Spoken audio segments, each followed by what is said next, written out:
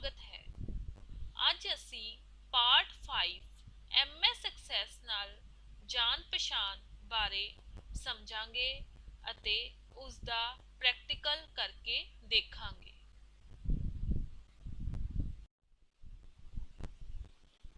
MS access ਕੀ ਹੈ? MS access ਇੱਕ relational database management system ਹੈ। ਇਸ ਦੀ ਵਰਤੋਂ ਡਾਟਾਬੇਸ ਬਣਾਉਣ ਅਤੇ ਇਸ ਦਾ ਪ੍ਰਬੰਧ ਕਰਨ ਲਈ ਕੀਤੀ ਜਾਂਦੀ ਹੈ। ਬੇਟਾ ਜੀ, MS ਐਕਸੈਸ MS ਆਫਿਸ ਦਾ ਇੱਕ ਕੰਪੋਨੈਂਟ ਹੈ। ਇਹ ਇੱਕ ਐਪਲੀਕੇਸ਼ਨ ਸੌਫਟਵੇਅਰ ਹੈ। ਜਿਵੇਂ ਅਸੀਂ MS ਵਰਡ ਵਿੱਚ ਡਾਕੂਮੈਂਟ ਤਿਆਰ ਕਰਦੇ ਹਾਂ, ਐਕਸਲ ਵਿੱਚ ਸਪਰੈਡਸ਼ੀਟ ਤਿਆਰ ਕਰਦੇ ਹਾਂ, ਉਸੇ ਤਰ੍ਹਾਂ ਅਸੀਂ MS ਐਕਸੈਸ ਵਿੱਚ ਡਾਟਾਬੇਸ ਤਿਆਰ ਕਰਦੇ ਹਾਂ। ਡਾਟਾਬੇਸ ਕੀ ਹੈ?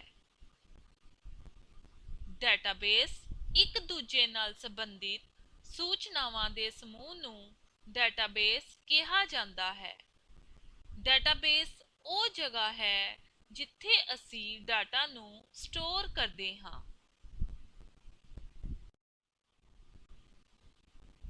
MS ਐਕਸੈਸ ਦੇ 6 ਕੰਪੋਨੈਂਟਸ ਹਨ: table, form, report, query, macro, module.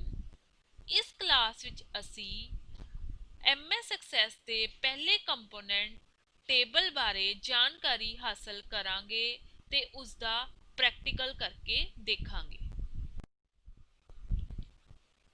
MS access ਵਿੱਚ ਟੇਬਲ ਬਣਾਉਣ ਤੋਂ ਪਹਿਲਾਂ ਸਾਨੂੰ ਪਤਾ ਹੋਣਾ ਚਾਹੀਦਾ ਹੈ ਕਿ ਟੇਬਲ ਕੀ ਹੈ। ਟੇਬਲ ਡਾਟਾਬੇਸ ਦਾ ਇੱਕ ਮੁੱਖ ਅੰਗ ਹੁੰਦਾ ਹੈ। ਇਸ ਦੀ ਵਰਤੋਂ ਡਾਟਾ ਨੂੰ ਸਟੋਰ ਕਰਨ ਲਈ ਕੀਤੀ ਜਾਂਦੀ ਹੈ। ਟੇਬਲ ਰੋ ਅਤੇ ਕਾਲਮ ਤੋਂ ਮਿਲ ਕੇ ਬਣਦਾ ਹੈ। ਆਓ ਦੇਖੀਏ ਰੋ ਕੀ ਹੁੰਦੀ ਹੈ, ਕਾਲਮ ਕੀ ਹੁੰਦਾ ਹੈ। ਪਿਆਰੇ ਵਿਦਿਆਰਥੀਓ, ਇਹ ਤੁਹਾਡੇ ਸਾਹਮਣੇ ਟੇਬਲ ਹੈ। ਲੇਟਵੀਆਂ ਲਾਈਨਾਂ ਨੂੰ ਰੋ ਕਿਹਾ ਜਾਂਦਾ ਹੈ ਅਤੇ ਖੜਵੀਆਂ ਲਾਈਨਾਂ ਨੂੰ ਕਾਲਮ ਕਿਹਾ ਜਾਂਦਾ ਹੈ। ਰੋ ਨੂੰ ਰਿਕਾਰਡ ਜਾਂ ਟਪਲ ਵੀ ਕਿਹਾ ਜਾਂਦਾ ਹੈ ਅਤੇ ਕਾਲਮ ਨੂੰ ਫੀਲਡ ਜਾਂ ਐਟਰੀਬਿਊਟ ਵੀ ਕਿਹਾ ਜਾਂਦਾ ਹੈ। ਇਸ ਟੇਬਲ ਵਿੱਚ ਸਾਡੇ 4 ਫੀਲਡ ਹਨ: ਰੋਲ ਨੰਬਰ, ਨਾਮ, ਪਤਾ, ਮੋਬਾਈਲ ਨੰਬਰ।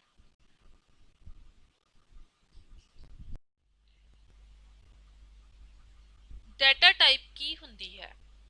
ਡਾਟਾ ਟਾਈਪ ਸਾਨੂੰ ਇਹ ਦੱਸਦੀ ਹੈ ਕਿ ਅਸੀਂ ਕਿਸੇ ਟੇਬਲ ਦੇ ਫੀਲਡ ਵਿੱਚ ਕਿਸ ਟਾਈਪ ਦਾ ਡਾਟਾ ਸਟੋਰ ਕਰਨ ਜਾ ਰਹੇ ਹਾਂ। ਡਾਟਾ ਟਾਈਪਸ ਵੱਖ-ਵੱਖ ਤਰ੍ਹਾਂ ਦੀਆਂ ਹੁੰਦੀਆਂ ਨੇ, ਜਿਵੇਂ ਟੈਕਸਟ, ਨੰਬਰ, ਡੇਟ ਜਾਂ ਟਾਈਮ, ਯੈਸ ਔਰ ਨੋ, ਆਟੋ ਨੰਬਰ, ਮੀਮੋ। ਇਸ ਤੋਂ ਇਲਾਵਾ ਇਸ ਦੀਆਂ ਹੋਰ ਵੀ ਡਾਟਾ ਟਾਈਪਸ ਹਨ। ਟੇਬਲ ਬਣਾਉਣ ਦੇ 2 ਤਰੀਕੇ ਹਨ: ਡਾਟਾ ਸ਼ੀਟ ਵਿਊ ਰਾਹੀਂ, ਡਿਜ਼ਾਈਨ ਵਿਊ ਰਾਹੀਂ। ਹੁਣ ਵਿਦਿਆਰਥੀਓ, ਅਸੀਂ ਆਪਣੀ ਪ੍ਰੈਕਟੀਕਲ ਕਲਾਸ ਵੱਲ ਚੱਲਦੇ ਹਾਂ, ਜਿਸ ਵਿੱਚ ਅਸੀਂ ਡਾਟਾ ਸ਼ੀਟ ਵਿਊ ਰਾਹੀਂ ਅਤੇ ਡਿਜ਼ਾਈਨ ਵਿਊ ਰਾਹੀਂ ਟੇਬਲ ਬਣਾਉਣਾ ਸਿੱਖਾਂਗੇ। ਸਭ ਤੋਂ ਪਹਿਲਾਂ ਵਿਦਿਆਰਥੀਓ, MS ਐਕਸੈਸ ਨੂੰ ਸ਼ੁਰੂ ਕਰਨ ਲਈ ਸਟਾਰਟ ਬਟਨ ਤੇ ਕਲਿੱਕ ਕਰੋ, ਜੋ ਕਿ ਤੁਹਾਨੂੰ ਟਾਸਕ ਬਾਰ ਤੇ ਨਜ਼ਰ ਆਏਗਾ। ਸਟਾਰਟ ਤੇ ਕਲਿੱਕ ਕਰੋਗੇ, ਸਭ ਤੋਂ ਪਹਿਲਾਂ ਆਲ ਐਪਸ ਵਿੱਚ ਜਾਣਾ ਤੁਸੀਂ, ਜਿਹਨੂੰ ਆਪਾਂ ਆਲ ਪ੍ਰੋਗਰਾਮਸ ਵੀ ਕਹਿ ਸਕਦੇ ਹਾਂ। ਆਲ ਪ੍ਰੋਗਰਾਮਸ ਤੇ ਕਲਿੱਕ ਕਰੋਗੇ ਤੇ ਤੁਹਾਡੇ ਸਾਹਮਣੇ ਆ ਜਾਏਗਾ ਮਾਈਕਰੋਸਾਫਟ ਆਫਿਸ ਐਕਸੈਸ 2016। ਫਿਰ ਤੁਸੀਂ ਇਸ ਤੇ ਕਲਿੱਕ ਕਰੋ। ਤੁਹਾਡੇ ਸਾਹਮਣੇ ਇੱਕ ਵਿੰਡੋ ਖੁੱਲੇਗੀ, ਉਸ ਵਿੱਚ ਤੁਹਾਨੂੰ ਬਲੈਂਕ ਡੈਸਕਟਾਪ ਡਾਟਾਬੇਸ ਨਜ਼ਰ ਆਏਗਾ। ਤੁਸੀਂ इस ते क्लिक करो। तुहाडे सामने ब्लैंक डेटाबेस खुल जाएगा तो तुहानू स्क्रीन ते सब तो पहला टेबल नज़र आएगा, टेबल 1, जिसका नाम की होएगा टेबल 1। इस टेबल विच सब तो पहला field ID field by default he generate होएगा। फिर असी इस तो बाद नवा फील्ड जनरेट करन लई क्लिक टू ऐड ते क्लिक करांगे। ਇਹ ਤੁਹਾਡੇ ਕੋਲ ਡਾਟਾ ਟਾਈਪ ਪੁੱਛੇਗਾ। ਤੁਸੀਂ ਅਗਰ ਟੈਕਸਟ ਪੜ੍ਹਨਾ ਚਾਹੁੰਦੇ ਹੋ, ਤੁਹਾਡਾ ਟੈਕਸਟ ਸ਼ਾਰਟ ਹੈ ਤੇ ਤੁਸੀਂ ਸ਼ਾਰਟ ਟੈਕਸਟ ਤੇ ਕਲਿੱਕ ਕਰੋ। ਇਸ ਵਿੱਚ ਅਸੀਂ ਆਪਣੇ ਫੀਲਡ ਨੂੰ ਨਾਮ ਦੇਵਾਂਗੇ ਸਟੂਡੈਂਟ ਨੇਮ।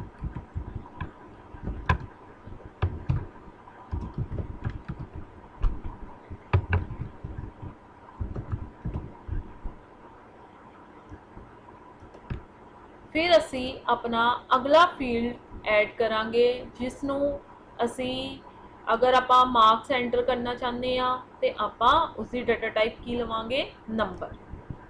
इस फील्ड नूं असी नाम दे देंगे मार्क्स। हुण असी एक एक करके सारे स्टूडेंट्स का रिकॉर्ड इस विच फिल करांगे। सब तो पहला असी स्टूडेंट नेम ते क्लिक करांगे, अगली रो विच क्लिक करांगे, असी विद्यार्थी का नाम एंटर करांगे हीना। जिहड़ा आईडी फील्ड है उस विच 1 अपने आप ही ऑटोमैटिकली जनरेट हो जाएगा ते असी उस बच्चे दे मार्क्स एंटर करांगे 60। यह बेटा तुहाडा पहला रिकॉर्ड हो गया। यह तुहाडे सामने जिहड़ा पेंसिल दा आइकन नज़र आ रहा है, असी जदों इस ते क्लिक करांगे तो यह रिकॉर्ड अपने आप ही सेव हो जाएगा। फिर असी अपने अगले रिकॉर्ड का डाटा एंटर करांगे। इस विच असी अपना नाम लिखांगे अगले बच्चे का,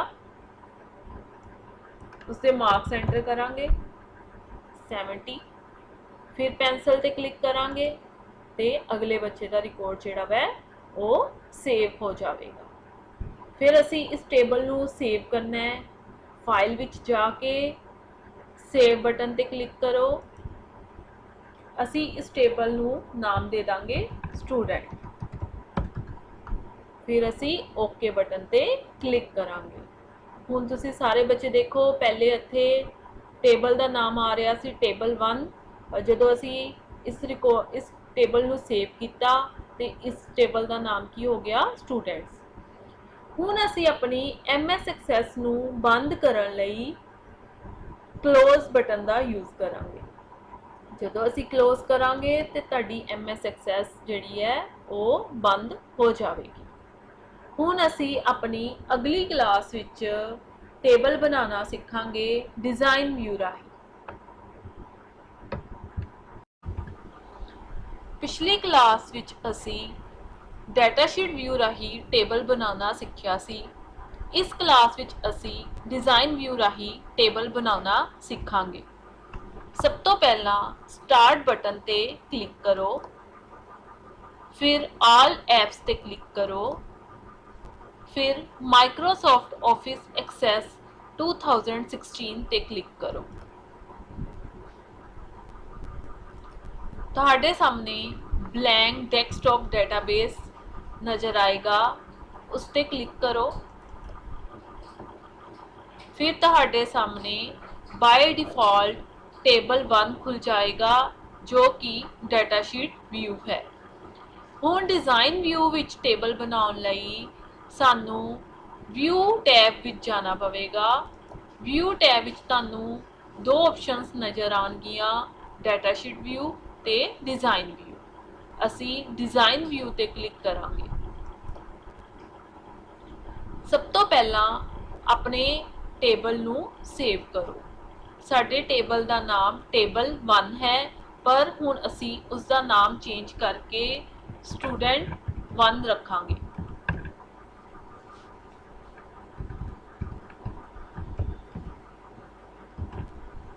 फिर ओके बटन ते क्लिक करो। डिज़ाइन व्यू विच तुहानू दो पेन नज़र आउणगे। पहला पेन फील्ड एंट्री पेन ते इस तो थल्ले वाले पेन नू फील्ड प्रॉपर्टी पेन कहांगे। हर एक फील्ड दी प्रॉपर्टीज तुहानू थल्ले वाले पेन विच नज़र आउणगियां। सब तो पहला फील्ड आईडी फील्ड अपने आप ही जनरेट होएगा। ठीक है, ऑटो नंबर ऑटोमैटिकली जनरेट होएगा। अगला फील्ड असी रखांगे स्टूडेंट नेम। उसे तरह ही डाटा टाइप फील्ड विच असी student name the data type select करांगे। इसकी डाटा टाइप असी शॉर्ट टेक्स्ट रखांगे क्योंकि तुहाडा नाम भी शॉर्ट ही हुंदा है। इसे तरह अगला फील्ड असी मार्क्स लवांगे। मार्क्स तुहाडे नंबर विच हुंदे है, इसलिए इसकी डाटा टाइप असी नंबर लवांगे। ए बेटा जी तुहाडे 3 फील्ड हो गए। आईडी के सामने तुसी सारे एक आइकन देख रहे हो चाबी का। यह चाबी सानू यह दसदी है कि आईडी फील्ड ते साडी प्राइमरी की सैट है। प्राइमरी की हर रिकॉर्ड नू यूनीकली आइडेंटिफाई करती है। इस तो बाद असी अपने टेबल विच जो भी डाटा एंटर करना है उसनू आपां कर सकते हाँ। स्टूडेंट 1 ते सारे डबल क्लिक करो। इत्थे तुसी पहले बच्चे का नाम लिखो, मार्क्स एंटर करो। उस तरह ही पेंसिल ते जाके उसनू सेव करो। फिर अगले बच्चे का नाम लिखो, उसे मार्क्स एंटर करो। इस तरह इस टेबल विच 2 बच्चों के रिकॉर्ड सेव हो गए है। तुसी अन्ना बच्चों के रिकॉर्ड थल्लियों भी चैक कर सकते हो। थल्ले तुहानू शो करेगा 2 रिकॉर्ड्स। इस तो बाद बेटा MS एक्सेस विंडो नू बंद करन लई क्लोज बटन ते क्लिक करो। तुहाडी MS एक्सेस विंडो बंद हो जाएगी। अगली क्लास विच बेटा असी फार्म बनाने सीखांगे। फार्म तुहाडे तां ही बननगे अगर तुहानू टेबल बनाना आएगा। Thank you.